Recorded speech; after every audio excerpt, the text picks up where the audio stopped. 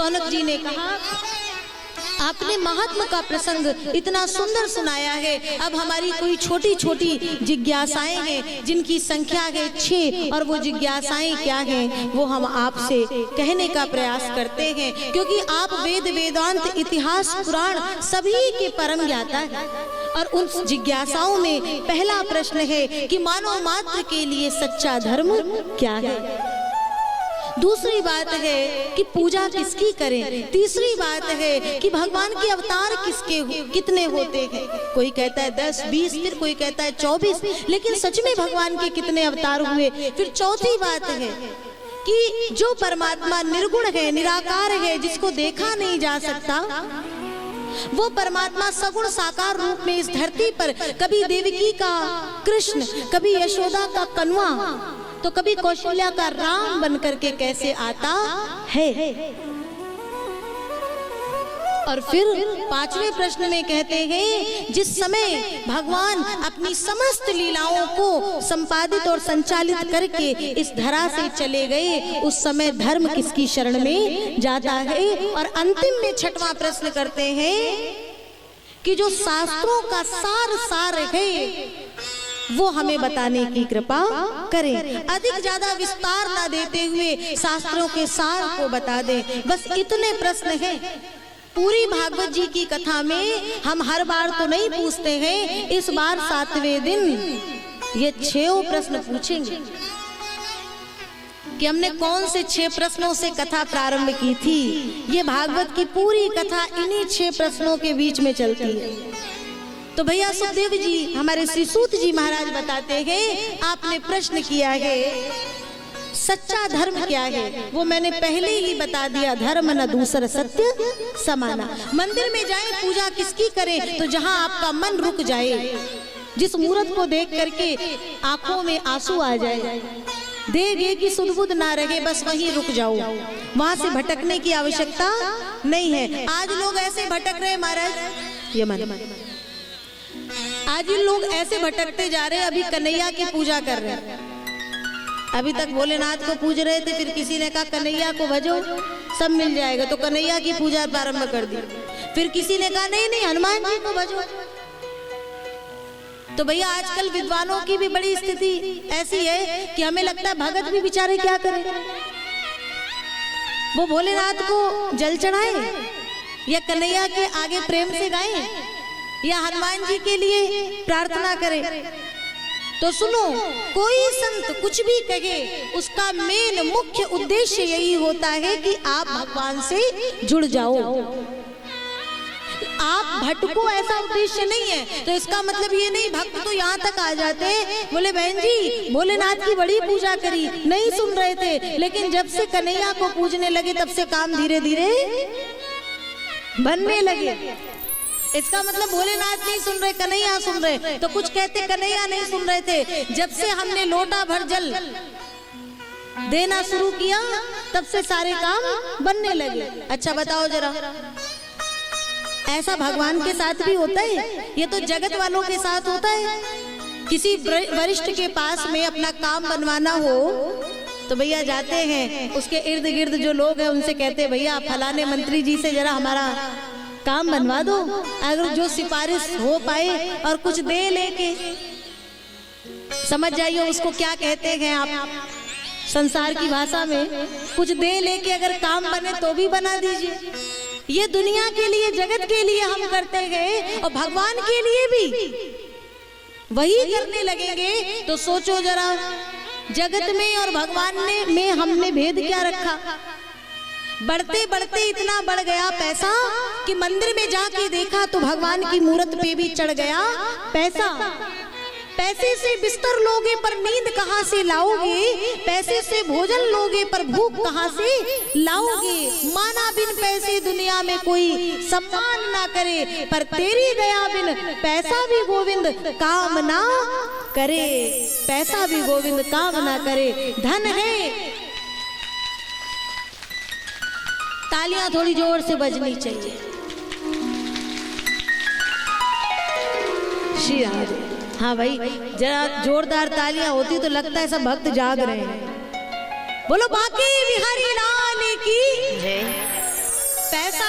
जेब में गए, लेकिन वो पैसा जेब से निकल करके ठाकुर की चौखट तक तभी आ सकता है या किसी सदकार्य में तभी लग सकता है जब इसकी विशेष कृपा होगी।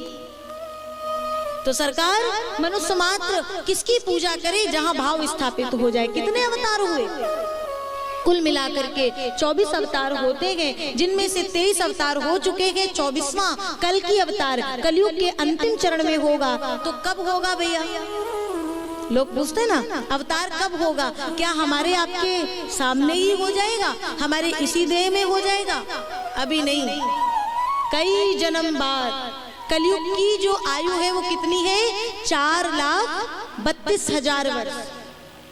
4,32,000 वर्ष कलयुग की आयु है, जिसमें से अभी 5,500 वर्ष कुछ बीते हैं। अब सोचो जरा, 4,32,000 में से अभी 32 भी नहीं बीते, और तब तक हम लोग कितनी बार आ चुके होंगे, कितनी बार चले गए होंगे। ये भागवत की कथा कह रही है कल की अवतार होगा, लेकिन तब तक ये भोग विलास वासनाएं इतनी अधिक बढ़ चुकी होगी, वो स्थिति बहुत विकराल होगी। तो ठाकुर से अभी प्रार्थना कर लो कि गोविंद उस समय तक ये आवागमन के चक्र से मुक्त कर दे, और अगर रखना भी तो अपना कोई दास, अपना कोई सेवक, अपना कोई भक्त बना करके रखना। तो इन 24 अवतारों में से जो 23 हो चुके हैं, उनमें से जो 2 अवतार हुए जिन्होंने राम और कृष्ण भक्तों के हृदय में भक्ति को बार बार जागृत किया है, और इन्हीं में से एक हुए वेदव्यास भगवान, जिन्होंने कई शास्त्रों की 18 पुराणों की रचना की, और उन्हीं में से वेदव्यास जी ने ये भागवत भगवान की भी रचना करी है। तब सौनक जी प्रश्न करते हैं, जो स्वयं भगवान के अवतार हैं, मतलब स्वयं भागवत है, उन्होंने भागवत कैसे लिखी, या उनको क्या आवश्यकता पड़ी भागवत लिखने की, वो बताने की कृपा करें। और तब बड़े संक्षेप में मैं आपको बताऊं कि व्यास जी का जब जन्म हुआ तो वो भी अपने पुत्र श्री सुखदेव जी के जैसे ही जन्म से ही सीधे वन की ओर, जंगल की ओर चले गए। तो उनकी माँ ने एक गुहार लगाई कि जब हमारी वृद्धावस्था आएगी और मुझे आपकी आवश्यकता पड़ेगी तो मैंने आपको जन्म तो दिया, लेकिन पुत्र की जब आवश्यकता पड़ेगी तो मैं पुत्र को कहाँ खोजूं। तो व्यास जी ने कहा, जब आप मुझे हृदय से याद करेंगी तो मैं आपके समक्ष प्रकट हो जाऊंगा। उसके पश्चात व्यास जी गए और बद्रीनाथ धाम में सम्याप्रास नाम का अपना आश्रम बनाए, और वहीं पर आगे कलयुग आने वाला है, कलयुग के जीव भोग विलास में बड़े रत रहेंगे। तो उन्होंने आगे की स्थिति को देख करके एक वेद को 4 भागों में विभाजित किया, 6 शास्त्र 70 पुराण की रचना की, लेकिन व्यास जी के हृदय में कहीं कोई संतोष नहीं हुआ। इसका मतलब कि इतनी रचनाओं में कहीं कोई भूल है, कहीं कोई गलती है। तो कहने लगे, कोई ऐसा संत मिल जाए जो हमें मेरी गलती का भान करा दे। श्री नारद जी का आगमन होता है, और नारद जी ने बताया कि जब मैं संतों की कृपा से एक साधारण सी दासी के पुत्र से हटकर के और ब्रह्मा के मानस पुत्रों में से एक बन गया, तो आप भी संतों के चरणों का आश्रय लीजिए। संतों के चरणों का आश्रय लेकर के एक छोटा सा दासी का साधारण सा पुत्र जब ब्रह्मा जी के मानस पुत्रों में से एक बन करके आज नारद हो गया, तो आप संतों के चरणों का आश्रय लेकर के एक और पुराण की रचना क्यों नहीं कर सकते हैं। आपने जितनी भी रचनाएं की उनमें ज्ञान की तो खूब चर्चा करी, लेकिन कोई ऐसी कथा उसमें नहीं है जिसको सुनकर, जिसको कहकर, जिसको गाकर जीव के हृदय में ईश्वर के प्रति प्रेम जागे, भक्ति जागे। और जब तक ईश्वर के प्रति भक्ति नहीं जागेगी तब तक वो ज्ञान को वो स्वीकार करने की स्थिति में नहीं पहुंच पाएगा। इसलिए वो प्रेम को बताने वाली, जिसका केंद्र बिंदु केवल कृष्ण का प्रेम होना चाहिए, ऐसे पुराण की एक और रचना आप कर दो।